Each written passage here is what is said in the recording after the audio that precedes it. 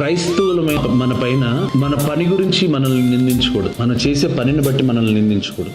చదువులో ఫెయిల్యూర్ గా ఉండకూడదు, చేసే జాబ్ లో లో క్లాస్ లో ఉండకూడదు. ఏదైనా ఉన్నతంగా ఉండాలి. మనకు వచ్చే పని స్ట్రాంగ్ గా చేయాలి. మన మీద ఎవడు కూడా ఏలెత్తి చూపించలేనంత స్థితిలో ఉండాలి. బైబిల్లో దేవుడు పిరికి వారిని సెలెక్ట్ చేసుకోలేదు, బలమైన వారినే సెలెక్ట్ చేసుకున్నాడు. కష్టపడే వారంటే దేవునికి చాలా ఇష్టం. దానియేలు గ్రంథం 6వ అధ్యాయం 4వ వచనం. అందుకు ఆ ప్రధానులు అధిపతులు రాజ్యపాలన విషయంలో దానియేలు మీద ఏదైనా ఒక నింద మోపవలనని ఉండి తగిన హేతువు కనిపెట్టుచుంటారు కానీ దానియేలు నమ్మకస్తుడే, ఏ నేరమైనను ఏ తప్పైనను చేయవాడు కాడు కనుక దానియేలులో తప్పైనను లోపమైనను కనుగొనలేకపోయారు. అధికారులందరూ కూడుకుని అసలు వీటిలో ఏదైనా మిస్టేక్ ఉందా అని వెతుకుదామని చూశారంట.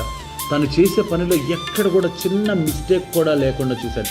కొంతమంది జాబ్కి వెళ్ళేటప్పుడు బైబిల్ పట్టుకెళ్తారు. ఎందుకు పట్టుకెళ్తారండి? మీరు వెళ్ళే జాబ్ చేయడానిక, బైబిల్ చదువుకోవడానిక? బైబిల్ చదువుకోవడానికి మీ ఇంట్లో సమయాన్ని మీరు సపరేట్ చేయలేరా? జాబ్లోకి వెళ్ళిన తర్వాత జాబ్ మానేసి మీరు బైబిల్ చదవడం ఏంటి? జాబ్ ఇచ్చింది దేవుడే కదా. మీరు జాబ్ చేస్తారా, బైబిల్ చదువుతారా?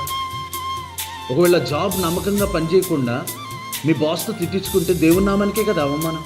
దేవుని సన్నిధి కొరకు సపరేట్ ప్లేస్ పెట్టుకోవాలి. మీ రూమ్లోకి మీరు చదువుకోవాలి. అది మీ రహస్యం.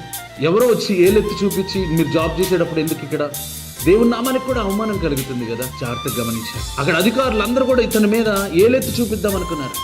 ఈయన మీద ఒక్క తప్పిదం కూడా చూపించలేకపోయారు. డ్యూటీ చేసే చోట చాలా నమ్మకంగా ఉండాలి. ఎవరు కూడా ఏలెత్తి చూపించుకోరు. నేను వాక్యం చూసే నీ లోపల నన్ను పట్టుకున్నారు. అసలు ఆ టైంలో వాక్యం ఎందుకు చూడాలి? మీ ఇంట్లో 8 hours మీరు జాబ్ చేసేటప్పుడు ఎందుకు? ఇంట్లో మీకు 1 hour దొరకట్లేదా ప్రార్థన చేయడానికి? దొరకట్లేదంటే మీరు దేవునికి సమయాన్ని ఇవ్వండి. దేవునికి ఒక ప్రత్యేకమైన సమయం అంటే మీరు వెచ్చించట్లేదు.